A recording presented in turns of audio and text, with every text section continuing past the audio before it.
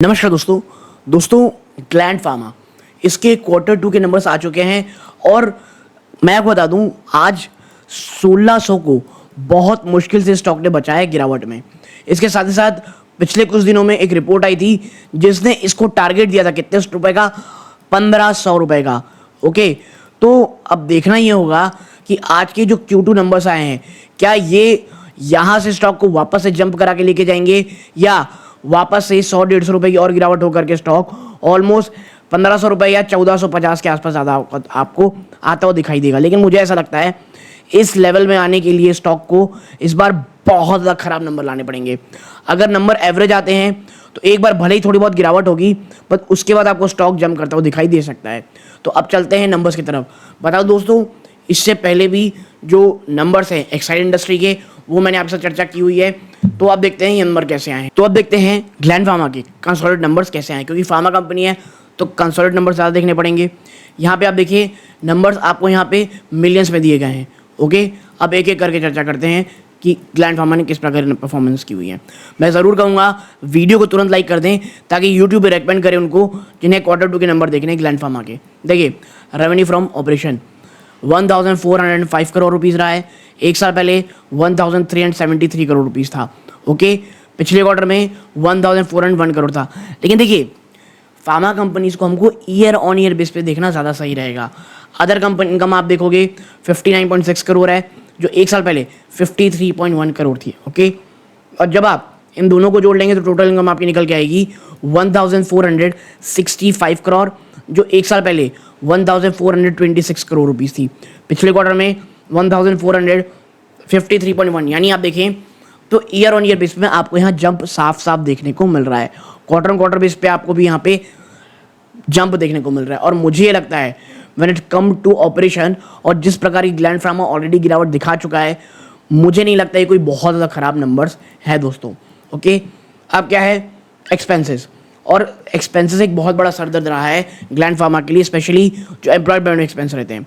Cost of material 485 crore rupees जो एक साल पहले 517.9 ऑलमोस्ट 518 करोड़ थी, यानी यहाँ पर कमी आई है। बहुत पॉजिटिव न्यूज़ है। आप देखें इन्वेंट्रीज 86.9 ऑलमोस्ट आप कह सकते हो 87 करोड़ रुपीस की नेगेटिव इन्वेंट्री है जो एक साल पहले 2.4 करोड़ रुपीस की पॉजिटिव इन्वेंट्री थी। Okay, power of fuel 45 crore का खर्चा आया है जो एक साल पहले 58.2 करोड़ का था। एम्प्लॉय बेनिफिट एक्सपेंस जैसे मैंने कहा एक बड़ा सर्द रहा है। क्यों? क्योंकि यूरोपियन कंपनी को जब से इन्होंने एक्वायर किया है ये खर्चा बहुत बढ़ते दिखाई दिया है। 329.8 ऑलमोस्ट 330 करोड़ जो एक साल पहले 304 करोड़ थी, यानी यहाँ पर आप साफ देखने को मिल रहा होगा ऑलमोस्ट 9 से 10% की आज भी बढ़ोतरी है। एक क्वार्टर पहले कितना था 355 करोड़, तो यहाँ कुछ पैसे बच रहे हैं। डेप्रिसिएशन मोर्टाइजेशन एक्सपेंस 93.8 करोड़ जो एक साल पहले 81.3 करोड़ था। अदर एक्सपेंसेस आप देखेंगे 158.1 करोड़ है जो एक साल पहले 164.5 करोड़ था। ओके, आप इन सब चीज़ों को जोड़ लेंगे तो टोटल एक्सपेंस आपका निकल के आएगा 1208 करोड़ जो एक साल पहले 1136 करोड़ था।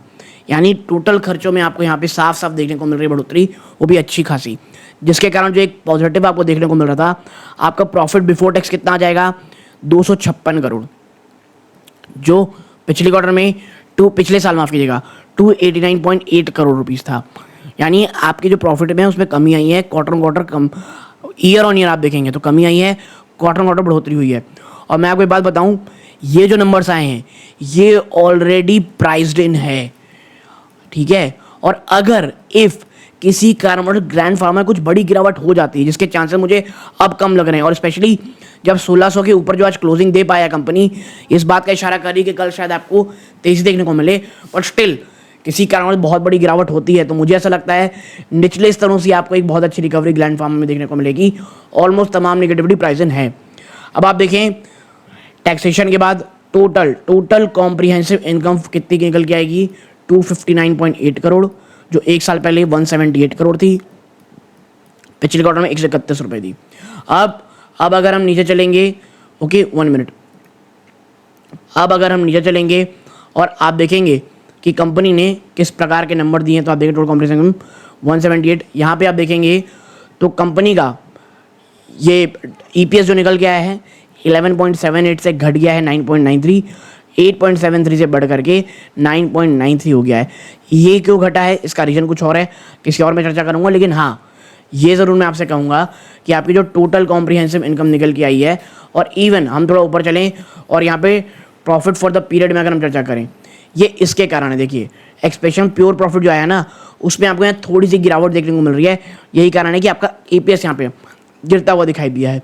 ओके, तो मुझे ये लगता है ये नंबर कतई ख़राब मुझे नहीं लगते। ओके, मुझे लगता है जो भी थोड़ी कमी बेसी है वो ऑलरेडी प्राइस इन है। और ये जो टैक्सेशन इनकम के कारण आपको यहाँ बढ़ोतरी देखने को मिल रही है ना, एक्सचेंज डिफरेंसेस के कारण, जिसके कारण यहाँ पे पॉजिटिव कुछ चीज़ें आई हैं आपकी, और यही कारण है कि आपको वहाँ तेज़ी देखने को, ओवरऑल प्रॉफिट में आपको बढ़ोतरी, यहाँ पे टोटल कॉम्प्रिहेंसिव इनकम में आपको बढ़ोतरी देखने को मिल रही है। ये इनकम आ गया है लॉस की जगह। ओके, तो यहाँ तक जुड़े रहे। मुझे लगता है कल आपको इस ग्लैंड फार्मा में शायद तेज़ी देखने को मिले, नहीं भी मिलेगी तो भी निचले स्तरों से मुझे लगता है काफ़ी प्राइस इन हो चुकी है और स्टॉक वहाँ से ज़रूर तेज़ी दिखाएगा दोस्तों। तो यहाँ तक जुड़े रहे, बहुत बहुत धन्यवाद। ये इस वीडियो का अंत है। जय हिंद।